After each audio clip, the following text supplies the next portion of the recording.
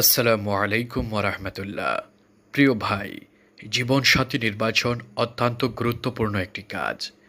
একজন নেককার মেয়ে একজন যুবকের জন্য সবচেয়ে মূল্যবান উপহার। একজন পবিত্র স্ত্রী আপনার জীবনকে সৌভাগ্য ও কল্যাণে ভরে দিবে। তাই নেককার মেয়েকে জীবনসাথী হিসেবে পাওয়ার জন্য আল্লাহর কাছে বেশি বেশি দোয়া করা চাই। সহিহ মুসলিমে এসেছে, রাসূলুল্লাহ সাল্লাল্লাহু আলাইহি ওয়াসাল্লাম বলেন, দুনিয়ার সব কিছুই উপভোগের উপকরণ, আর দুনিয়ার সর্বোত্তম উপভোগ্য উপকরণ হল পুণ্যবান স্ত্রী।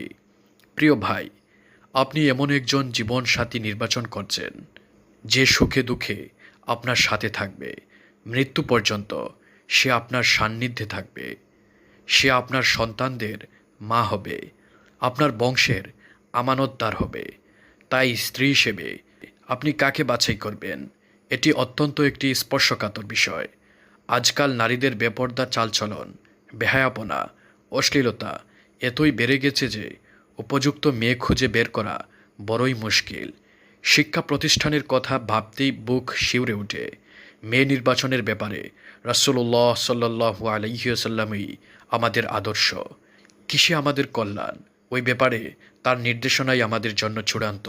সহিহ বুখারীতে এসেছে, রাসূলুল্লাহ সাল্লাল্লাহু আলাইহি ওয়াসাল্লাম ইরশাদ করেন, চারটি বৈশিষ্ট্যের দিকে লক্ষ্য রেখে মেয়েদের বিবাহ করা হয়: সম্পদ, বংশ, সৌন্দর্য ও দীনদারিত্ব। তুমি দীনদারিত্বকে প্রাধান্য দিও, নতবা ক্ষতিগ্রস্ত হবে।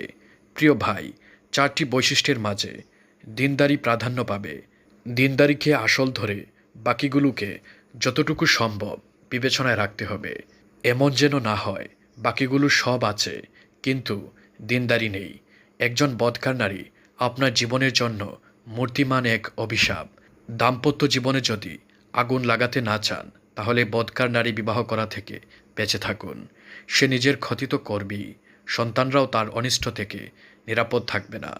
আপনার জীবন আর সন্তানদের জীবন দুটোই ধ্বংস হবে। আপনার অনাগত সন্তানদের জন্য একজন পবিত্র মায়ের ব্যবস্থা করা আপনার উপর সন্তানের হক। নেককার স্ত্রী স্বামীর জন্য সর্বক্ষণ দোয়া করে।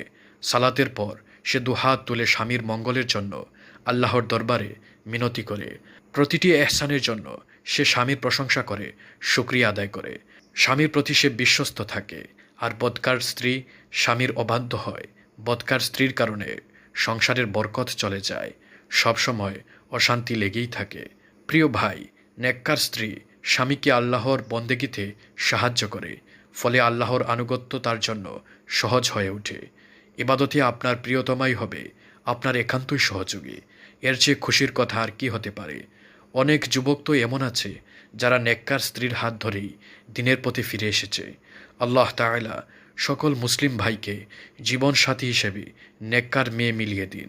সবার জীবনকে সুখ শান্তিতে ভরিয়ে দিন। আমিন ইয়া রাব্বাল আলামিন।